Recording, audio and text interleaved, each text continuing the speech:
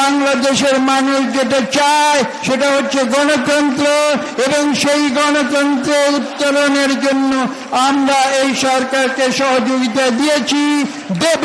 কিন্তু তাদের বুঝতে হবে যে এই সংগ্রাম, এই উত্তরণে যদি তারা বিলম্ব করে তাহলে বাংলাদেশের আবেগময় তরুণ যুবকেরা এবং বাংলাদেশের মানুষ যারা অ্যান্টি এস্টাবলিশমেন্ট, তাদের যে সংগ্রাম, তাদের যে যুদ্ধ, তাদের যে অ্যাকাউন্টেবিলিটি, সেই অ্যাকাউন্টেবিলিটি থেকে বর্তমান যে অন্তর্বর্তীকালীন সরকার তারাও কিন্তু পালাতে পারবে না।